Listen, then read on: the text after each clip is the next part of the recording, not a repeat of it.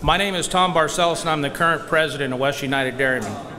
Our board consists of 20 producers from throughout the state, and so we're pretty well in tune with all of the different things that are happening in different areas. Whether we all agree or disagree, we're all in the same business. It came finally to see the need to have a meeting where we could get everybody in the same room with experts on a federal marketing order, and the best expert we have is somebody that actually is an administrator. And so we're going to have that opportunity to listen to his presentation. He will have a panel that will ask questions of him for clarity and definition. And then after that is all done, we will have the opportunity for questions from the audience. Now, you know, we can go into a lot of detail, but we're going to specifically ask you to ask one question. When you get an opportunity to ask that question, I'll ask you to state your name, speak who you want to address the question to, and to give them the opportunity to ask that question. And then we're going to move on to somebody else. There's a lot of people. There could be a lot of questions. I'm not going to let anybody take control of this meeting. After everybody's asked a question, if you have a follow-up question or a second question, then we can move on and give that opportunity again. But we need to keep this timely. People still got work to do. So I'm going to ask everybody to be respectful. Know what you want to ask. Try to make it clear, and then we can get through this thing. This meeting is being taped, so know what you want to do. This tape will be available on the West United website. So after we get it uploaded, you can go back, you can watch it again, you can listen to it, you have an opportunity to digest a little bit more of what you heard, so there'll be clarity in what we're trying to accomplish here. We feel this is going to be very important. As we start this thing, Bill Wise is the Federal Order Administrator, and he's going to make this presentation. He has an undergraduate degree in business administration from the University of Phoenix and a master's degree in business administration from Arizona. He's 55 years old, and his hobby is long distance running, which he may be able to utilize today if anybody really gets excited. And Bill has completed 68 marathons, including the Boston, and 50 half marathons and 25 ultras. So that may come in handy today. After Bill gets done, we'll invite the panel up, and then we'll be moving on with this. So Bill, turn it to you.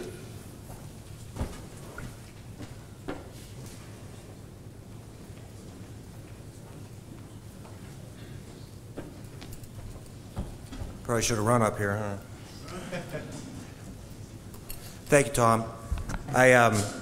I'm happy to be able to be here today. Was requested to come and talk about how federal orders work. And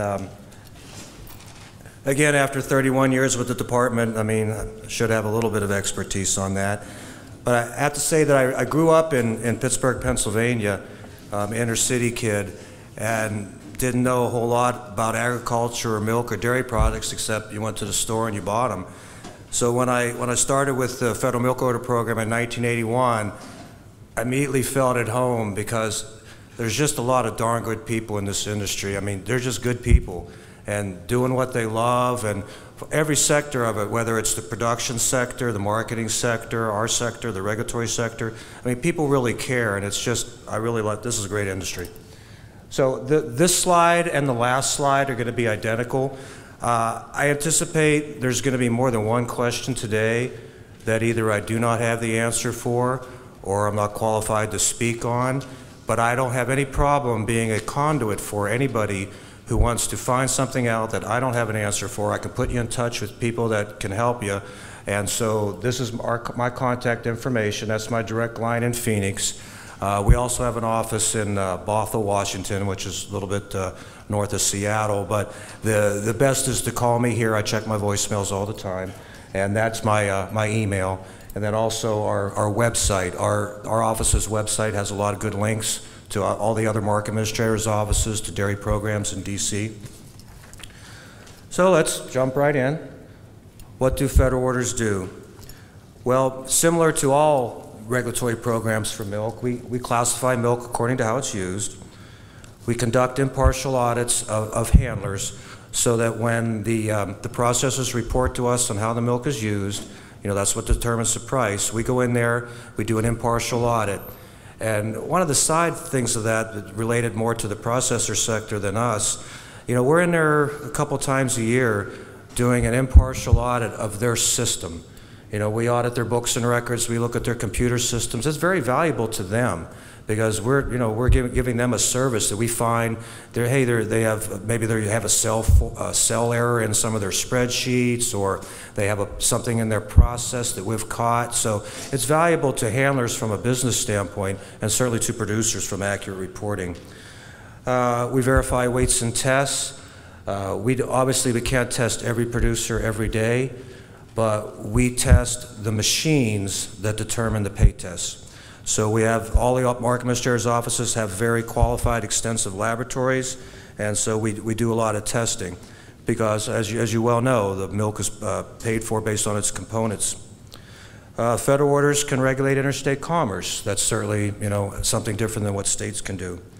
And the federal order program, along with the California program, is a wonderful source of market information. There's a lot of things out there that people can use to analyze the markets, make proposals, change things, do things that maybe, hey, this seem to be pretty good, do them better. All right, what do federal orders, what do they don't do? What do they don't do? What federal orders don't do? We don't regulate producers. I qualify that a little bit. We don't regulate producers in their capacity as producers. Cooperatives are handlers under the order, so we regulate cooperatives in their capacity as a handler, but not individual producers in their capacity as a producer. We don't guarantee producers a market for their milk. We don't say that, hey, somebody has to buy your milk. Federal orders don't have anything to do with wholesale or retail prices. And we don't set maximum prices to producers. Certainly, I'm sure a lot of you get on to the dairy market news, and there's a report out there about overorder prices. Many, if not all orders have some type of pricing above the federal order minimums. To continue, what federal orders don't do, again, we don't regulate from whom a plant may buy milk. We don't tell plants, you got to buy milk from this person, this cooperative, this non-member. We don't do that. We don't limit in any way, shape, or form how much money, or how much milk a plant can buy. And the federal orders have no restrictions on production. Our enabling legislation, and what the important last two words are as important as any, as amended. It gets amended quite often. Well, not quite often, but it has been amended. So the Agricultural Market Agreement Act of 1937, as amended, is the authorizing legislation for the federal milk orders, along with a lot of the fruit and vegetable orders. All those are authorized by the Act. So who is regulated? Again, the Act, this is direct from the Act. Processors, associations of producers, and others engaged in the handling of any agricultural commodity or product thereof, ... Such persons are referred to as handlers. And a person means an individual, partnership, corporation, association, or other business unit. So again, the associations of producers, this is where producers are, the cooperative is a handler, but not the individual producers. How is a federal order promulgated? Well, we recently changed, a couple years ago, we updated our, what's known as the rules of practice, supplementary rules of practice. And again, these have a handout here. This is something that's off the web page from Dairy Programs. Again, you can link to that site from our homepage. This is a more detailed summary of supplemental rules of practice for amending federal milk marketing orders. But in general, what's required is, first off, an explanation of the proposal, what's trying to be done, the purpose of the proposal, what is it going to enact, what it's going to do, expected impacts, the effect on small business, and whether a pre-hearing workshop is requested.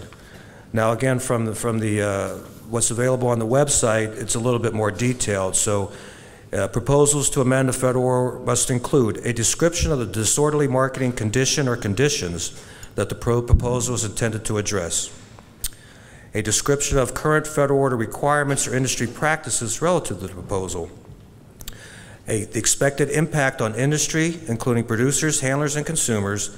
The proposal should explain and quantify the expected impacts. And then a description of the expected effects on small businesses as defined by the Regulatory Flexibility Act. That is, small business consideration is something that's very important when it comes to any federal regulatory action, and the federal milk orders are no different. And then a pre-hearing workshop is not mandatory. You know, I know in California, I believe that's done quite regularly, but in the federal order program, it can be requested, but it's not a standard procedure. So how does this work? There was certainly some concern in the past on how long the federal order hearing process was taking. And we'll get into it when we get into how it works. I think it'll be clear on why it maybe takes longer than some people would like, or longer than other practices do. But these supplementary rules of practices were put in a couple years ago, and they have significantly sped up the hearing process. So when the department receives a proposal, we have 30 days. 30 days to issue an action plan, and that action plan may request additional proposals. We could request additional information from the proponent, in other words, the person or persons that's proposing the order, or we could deny the request. In many cases, it's probably one or two. The hearing, this is something was put in again in recognition of how long the process takes. So the hearing must be completed within 120 days after notice of the action plan is issued. And that, you know, in terms of we issue the action plan, I mean, then you have to find the location where you're going to have it. You have to have the administrative law judge, the court reporter. There's a lot of logistics involved. So 120 days may at first seem like a lot, but to give industry, I mean, you're putting out a proposal. Excuse me, I apologize. Putting out a proposal, and people need time to digest that, you know, formulate response and questions. So 120 days may at first seem like a lot, but it seems pretty practical. Excuse me. And then in terms of from start to finish, we're looking at about 14 months estimated time from issuing the action plan until the time of the final decision. And again, the actual, you know, the more specific timelines on when the partial decision has to be out, when the recommended decision has to be out, that's all available on the website. I didn't want to spend a whole lot of time on that today. Again, as far as the hearing process goes, this is important, that the decision must be based entirely and only on the hearing record. This is one of the reasons that the hearings sometime can take a long time, and I know there's at least one and several individuals in this room who have testified at federal order hearings, and I know some of them have been on the stand a long time. But you got to make sure that the hearing, everything you want is on the hearing record, because that's the only thing the department can base their decision on. The hearing is conducted by an administrative law judge. There's you know, obviously court reporters there. Everything is transcribed. Witnesses testify under oath, and anyone, you know, we use the term interested parties, but basically interested parties is anybody. So anyone can testify, but that testimony is subject to cross-examination. And that's another thing that can take a long time. Everybody has an opportunity to cross-examine. But the administrative law judge can intercede and say, hey, these questions are getting repetitive, we've answered that, we'll move on. So the administrative law judge will speed the process up. This is also something that's very important as far as the voting goes. Federal orders are voted on in their entirety. So if there's an existing federal order and an amendment is proposed, there's a hearing, we issue a recommended decision, there's time to comment on that, we issue a final decision, that goes to a vote. The producers are not voting on just that amendment. It's all or nothing, it's the entire order. It's considered a total part of the regulatory scheme, and if the department, based on the hearing record, has made a change to one particular part of that order, that part of the order doesn't exist in a vacuum. It's part of the entire order. So it's all or nothing when it's a vote. The Agricultural Market Agreement Act allows cooperatives to block vote.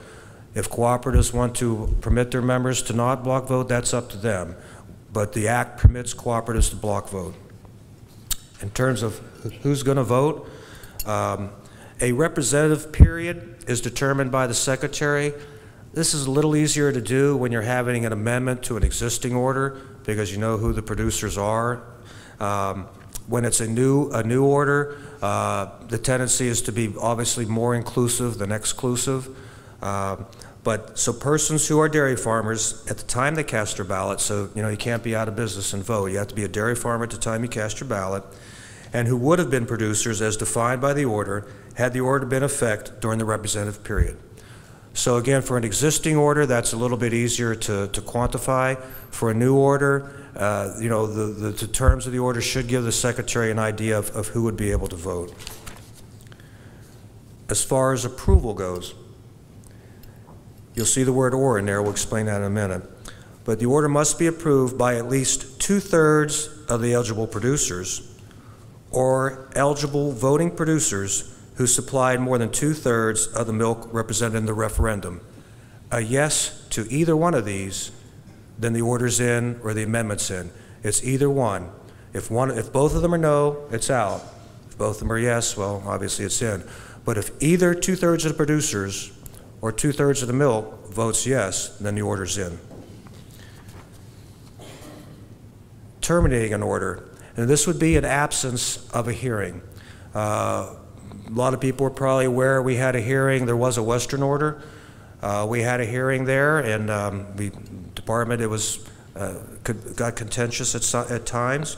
We issued a recommended decision, and there was comments on that recommended decision. We issued a final decision, and there was a vote, and either 2/3 of the producers or 2/3 of the milk voted no, and that order was gone in its entirety, even though the hearing itself was rather limited on the provisions. So this was an existing order that was voted out as part of a hearing process. If there's not a hearing going on, the Secretary can terminate an order anytime he or she feels it's not effectuating the declared policy of the Act. Or the order can be terminated at the request of more than 50% of the producers supplying more than 50% of the market. So this isn't an or, this is an and. It has to be more than 50% of the producers and more than 50% of the milk to vote an order out when it's not part of the hearing process. Again, the idea today was to keep it very simple and basic, just a basic understanding. We could spend days talking about regulatory programs, not just the federal milk order. So try to keep it very basic. Again, anything more you want to talk about or more information you want, please contact us. But like a lot of regulatory programs for milk, the two cornerstones are classified pricing and market-wide pooling. Federal orders have that. We have 4 classes, class 1, 2, 3, and 4, hence the term 4. Class 1 is fluid. Class 2 we term as spoonable, cottage cheese, yogurt, sour cream. Class 3 is cheese. Class 4 is butter powder. Currently, there are 10 federal milk orders, again, prior to the Western order being terminated. When order reform was implemented in January 2000, there was 11 orders, now there's 10. Of those 10 orders, 6 have component pricing and 4 have skim and fat pricing. Of course, skim and fats are components too, so in essence, they all have component pricing, but the 4 orders, including the Arizona order, have just skim and fat pricing. The other 6 orders price on protein, other solids, and butter fat. We use end formula product pricing. I am not trying to use this as a shield or trying to be evasive, but we currently have 2 hearings on our manufacturing price formulas that have not been terminated. They're still open. So which means department employees are in ex parte, which means we can't talk about the merits of the proposals. So it's very hard to talk about how the formulas work without getting into that. So I'm just very uncomfortable today speaking on how the formulas work, except in a very general way, in that they are end product price formulas, which means you have a price, you have a make allowance, you have a yield factor. That in general, I mean, that's how they work. One thing I would point out that the product price that the federal orders start with is not the CME price. It used to be a NAS price, but there's something called the Dairy Product Mandatory Reporting Program, and that was implemented effective, I believe, April 1 of this year. And so AMS now does the verification, not NAS, in terms of what products are selling for, what butter, powder, and cheese and whey are selling for. So it's AMS's obligation now. So our branch, our market information branch in DC publishes those. The market administrators, auditors go out and verify those. How is milk pooled? Again, regulations by their nature are complex. And so, again, I'm trying to keep it very basic today. In the federal order program, Class 1 distributing plants are pool plants. But for the most part, it's not all plants are pooled, and not all milk is pooled. We'll get into this in some of the next slides, that the federal orders are not written to pool all the milk. In fact, just the opposite. So not all plants are pool plants. Not all milk is pooled. Milk may be received at a non-pool plant and be pooled, and milk may be received at pool plants and not be pooled.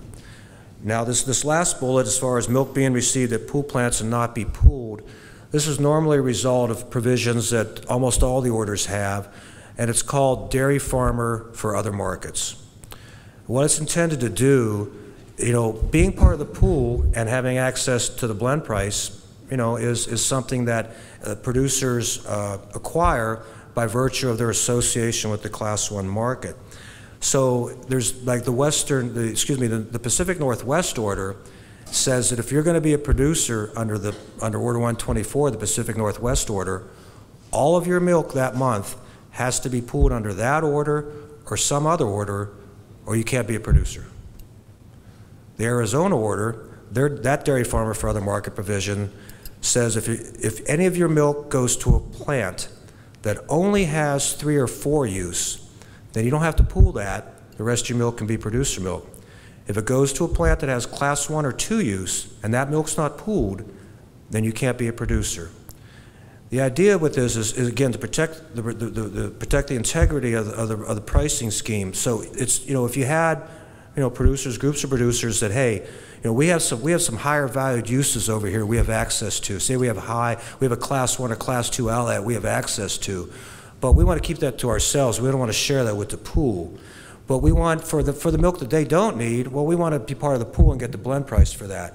Well, these dairy farmer for other markets provisions, that's what they're designed to prohibit. They're trying to say if you're going to be a part of the pool, then you have to be sharing your proceeds with the pool. So that's in most cases when milk is received at pool plants and not pooled, many times that's because of the dairy farmer for other markets provision.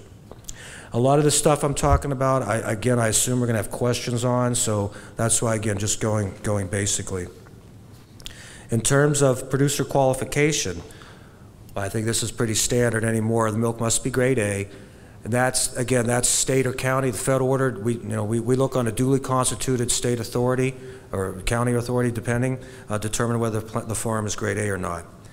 And again, the producer must demonstrate an association with the market, and that's the Class 1 market. And most of the times that's done by delivery day requirements. Many orders, if 100% of your milk comes into a fluid distributing plant, well then you're pooled. That's not an issue. But if not all of your milk if enough of your milk is available for Class 1 use, this would be the delivery day requirements. Those vary by order, again, because the orders are written based on the hearing record for that particular area.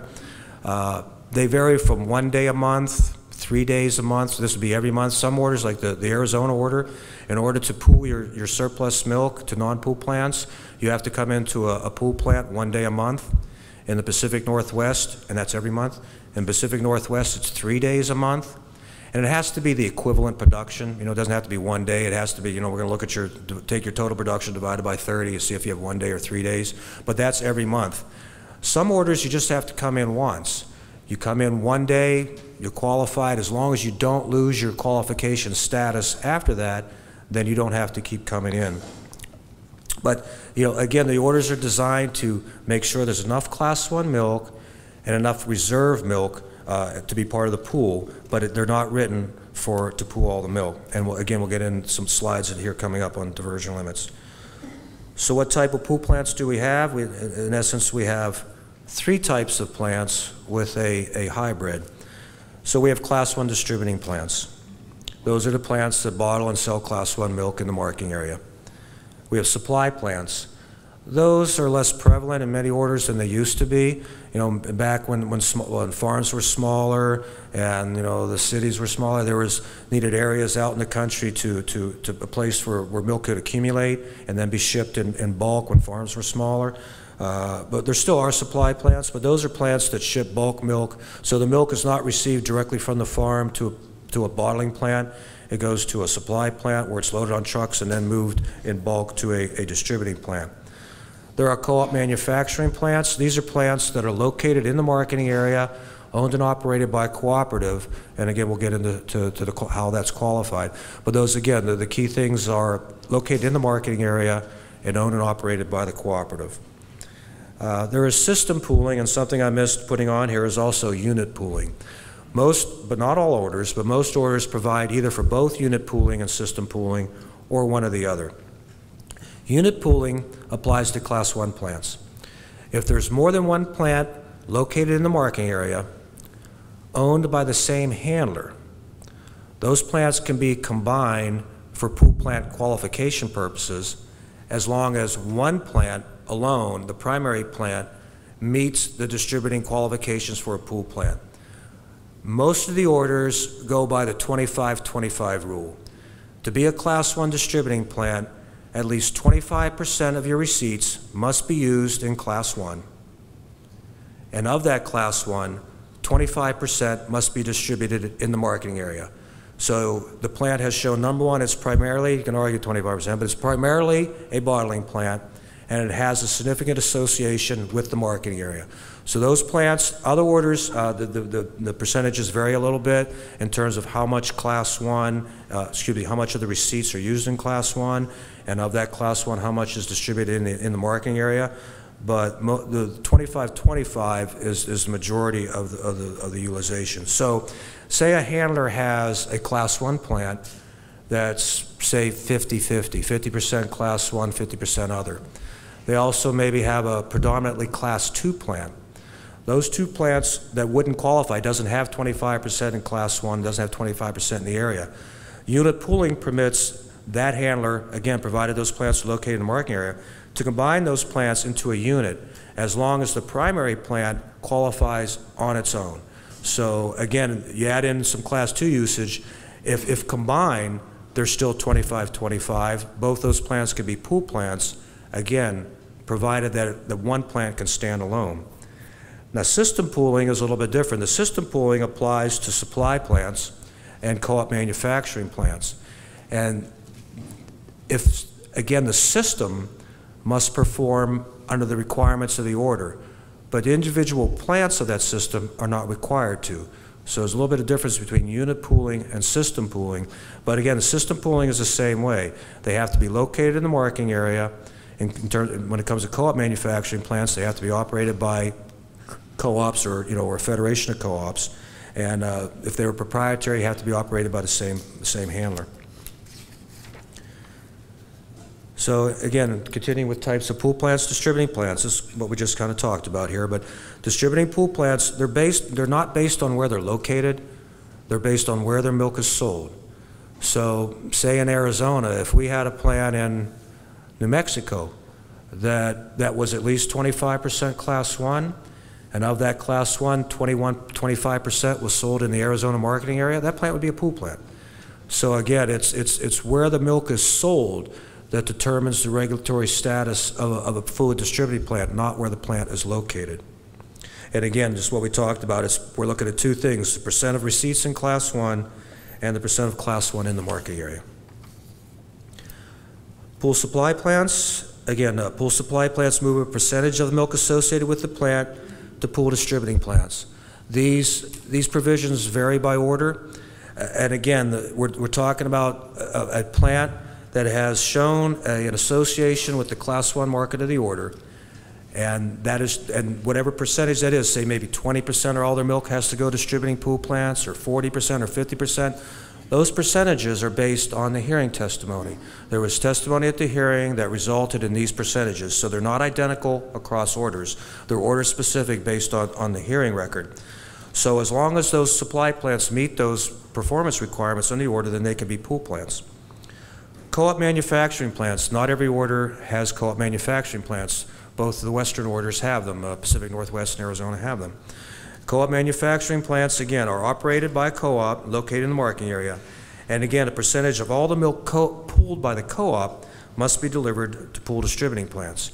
So again, say like in Arizona, we have the requirements have been, the market administrator, upon receipt of a request, can do an investigation and can raise or lower these percentages. But in the order, it's 35%. Currently, it's 25 or 20 and 15 in the flush months, and 20% other. That the co-op in its entirety is required to ship to Class 1 distributing plants. So again, the supplier, be it a proprietary plant or co-op plant, has established an association with the Class 1 market. Because of that, they're able to pool some, but not all, of the surplus. Diverted milk. This is milk that's delivered to non-pool plants, but still priced and pooled under the order. Again, these are order specific as far as the percentages go. This goes back to one of the earlier slides that not all milk is pooled. Milk at non-pool plants can be pooled, milk at pool plants cannot be pooled. But the milk delivered to non-pool plants can be priced and pooled under the order. It's not to exceed a percentage of all milk pooled by the co-op, or if it's a handler non-member milk. So again, of all the milk that's being pooled, a certain percentage must go to fluid distributing plants, and then the rest can be pooled as a diversion. These percentages vary by order. The high is 90% in the upper Midwest, and so that means for every 1 pound of milk you deliver to a distributing plant, you can move 9 pounds to a non-pool manufacturing plant and have that surplus priced under the order. In Arizona, it's 50%. In the Pacific Northwest, it's 80%.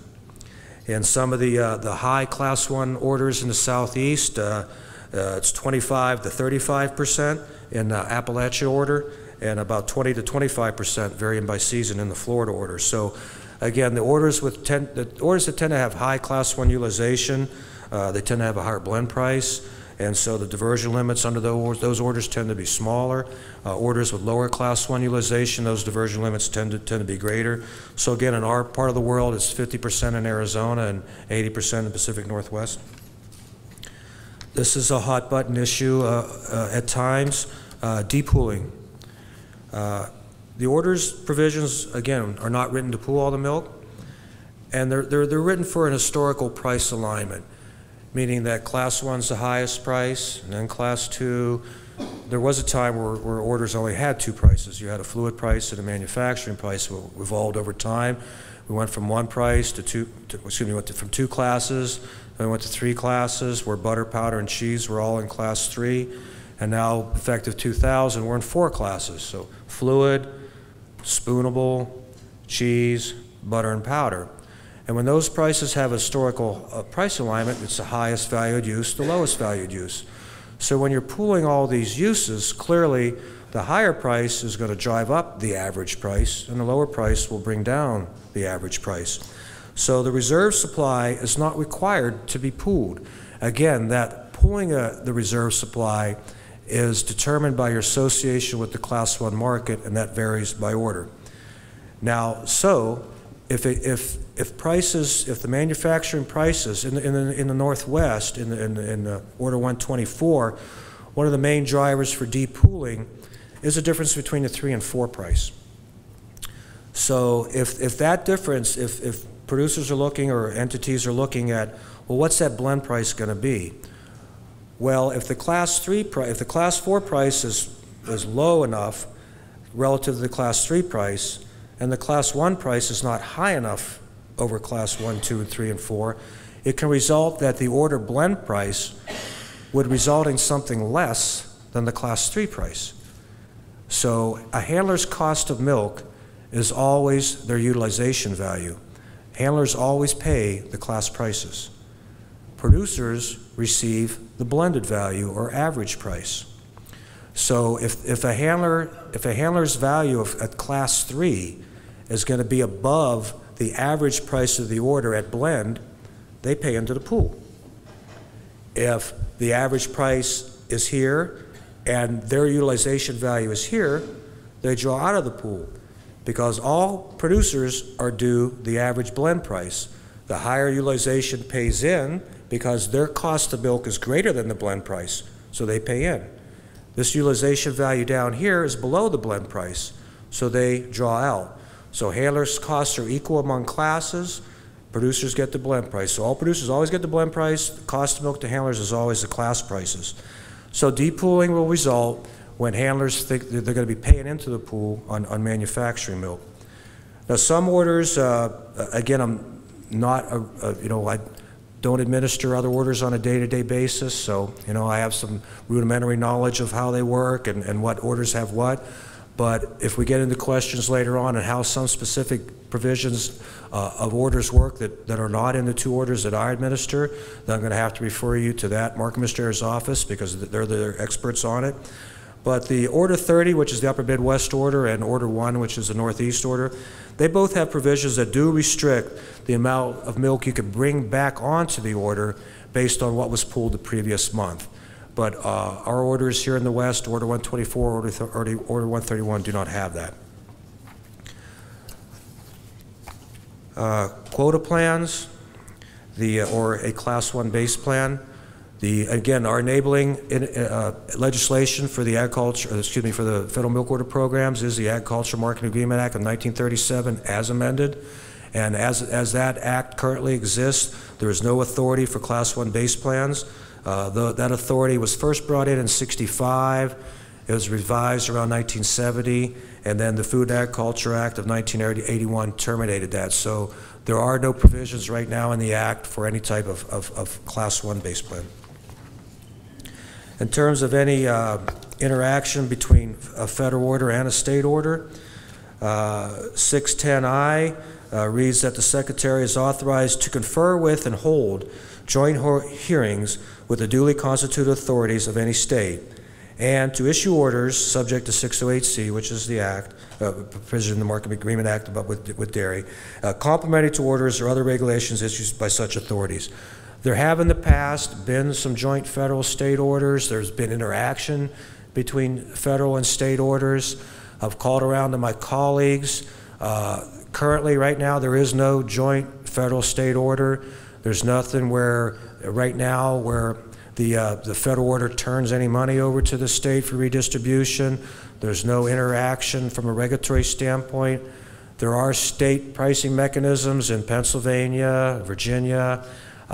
They operate, and I believe in Western New York, but they operate separate and somewhat above, maybe some type of premium structure above the federal order, but they do not interact with and are not part of the federal order program. And again, the intention was to keep this brief and basic, so in the anticipation that there would be more questions. Again, that's why I wanted to put our contact here in the beginning and the end. Anything that I can help you with in terms of finding information, or there is on our webpage, there's a lot of links to other things, but some of this historical stuff, the research and some of this base plan stuff, I may have things now in our library that I didn't know we had. I'd be happy to share those with you. So in that part, please, this part of the presentation be done. Thank you.